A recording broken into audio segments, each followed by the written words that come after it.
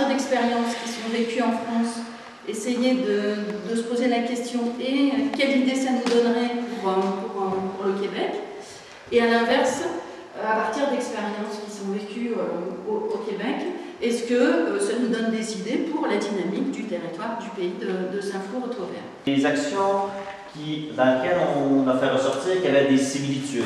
Ce qu'on avait en France ou ce qu'on avait au Québec, il y avait des éléments qui s'apparentaient à ça dans le pays voisin, qu'il y avait peut-être des adaptations à faire, mais qu'il y avait des éléments assez similaires.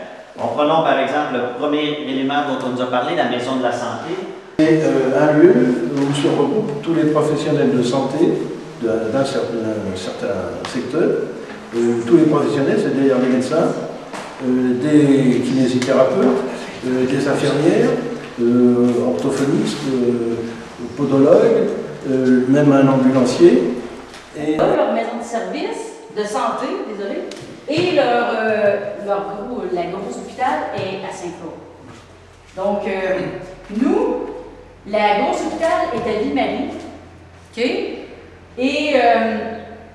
Et si on a des problèmes de santé ordinaires, OK, on se déplace toutes vers là. Donc, toutes les municipalités s'en vont transférer leur projet, ce serait de réouvrir, en tout cas, parce qu'ils sont fermés, hein. Les petites maisons, là, pas les petites maisons, pas maisons de santé, nous autres, ça avait un nom que... C'est quoi? Les points de service. Le problème important au Témiscamingue, c'est le recrutement des omnipraticiens. Pour pallier à ça, qui je pense est une première phase qui ressemble beaucoup à ce que vous faites, c'est de mettre en place une coopérative santé. Oui. La coopérative santé, il y a des cartes de membres, il y a du membership, OK? Et là, il y a quelques milliers de personnes qui ont acheté une part sociale à la coopérative qui est un montant symbolique de 10 $, OK? Mais qui a permis une levée de fonds publics, OK?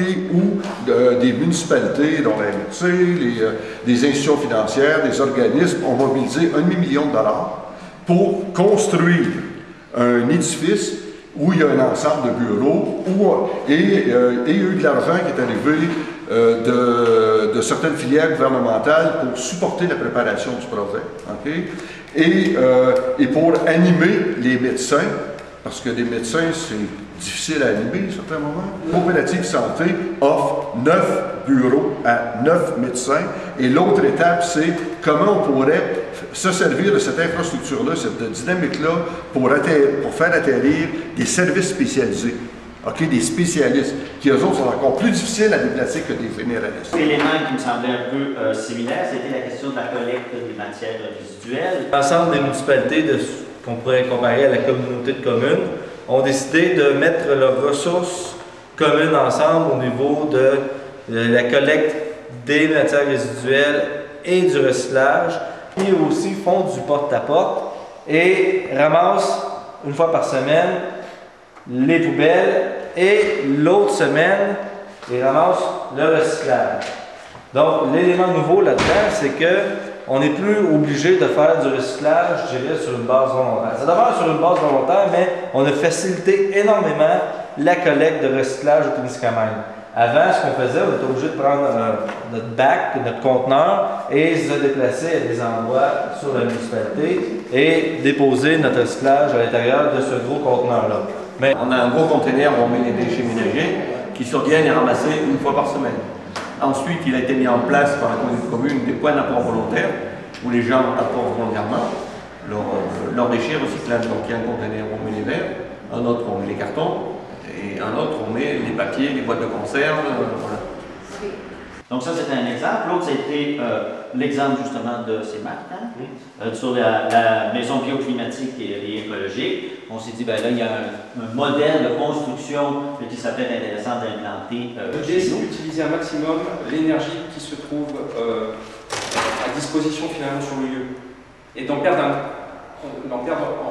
le moins possible une fois qu'elle est dans la maison, cette énergie. Donc l'isolant, ça fait partie de la stratégie. Le poêle de masse aussi, hein, le poêle qu'on utilise. Et puis on a toute une stratégie aussi pour recevoir ce qu'on appelle l'énergie par le solaire passif, c'est-à-dire notre maison est orientée sud, nord, est, ouest, ça fait un rectangle.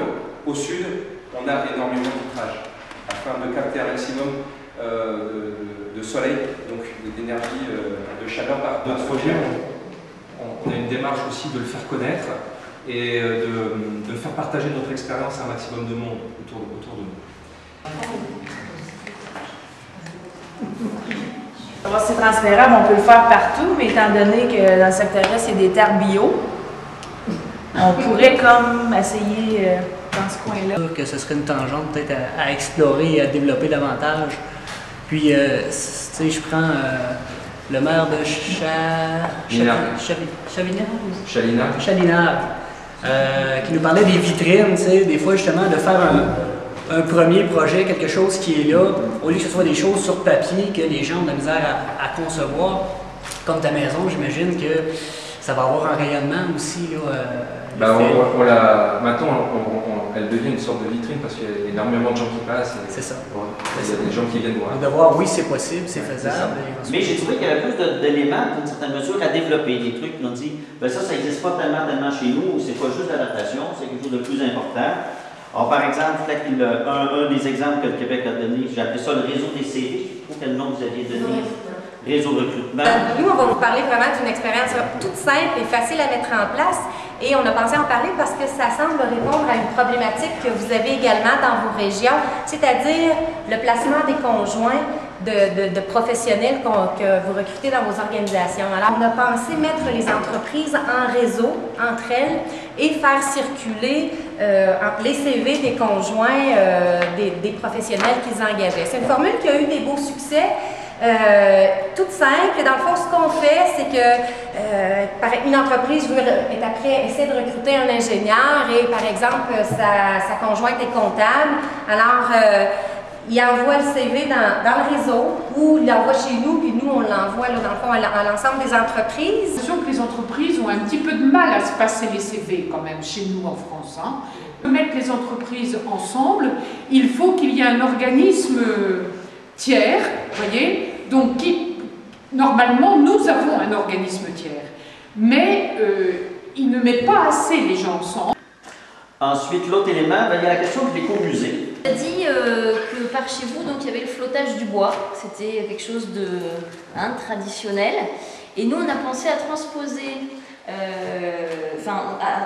quelque chose qui existe chez nous, qui est le principe, on va dire, d'écomusée. L'idée est de faire revivre des pratiques anciennes, puisque non seulement, effectivement, on a conservé en l'état, mais aussi on a essayé de les faire vivre. C'est-à-dire qu'il y a d'autres concepts qui existent aussi chez nous, qui a été mis en place récemment, qui s'appelle le Cénoparc Yo, qui était un parc autour de la Vache, et dans lequel on trouvait des petits ateliers où on proposait aux gens de découvrir d'anciennes pratiques.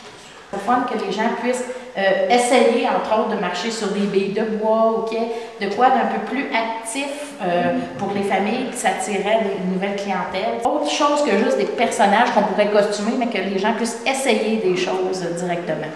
Le dernier dont on a parlé, les produits forestiers non ligneux, nous on cherche à les exploiter davantage. Des cueilleurs qui voudraient travailler à la cueillette pourraient, du mois de fin avril jusqu'à fin octobre, avoir de l'emploi. On a des problèmes, on est loin des marchés. OK? Et on va avoir à user de notre imagination pour qu'on puisse, si on va au niveau du marché frais, à être organisé. Au niveau d'une municipalité à la Tulipe, une corporation, ils font des expériences de transformation au niveau du bleuet que vous appelez myrtille. Mais dans un avenir rapproché, c'est sûr qu'on veut essayer de conserver le maximum de ces produits-là ici, au Témiscamingue, et faire la transformation nous-mêmes pour avoir une valeur ajoutée. Exactement par rapport au savoir traditionnel, ici, chez nous, comme ailleurs, OK, il y a eu une perte du savoir-faire énorme depuis 40-50 ans, et il y a des choses que nos grands-parents faisaient et qui ne se font plus. Par exemple, des boissons à partir de fruits sauvages. Et c'est, dans le fond, on se réapproprie ces savoirs-là. On n'a pas autant de forêt. La cueillette aux champignons, elle se fait, mais tout à fait familialement. C'est difficile de transposer. Là, moi, j'ai besoin d'aide là sur le domaine. Pour commercialiser ça, c'est difficile. J'ai l'impression que sur le fait de recenser les ressources. C'est tellement des choses à valoriser, mais c'est pas la même échelle.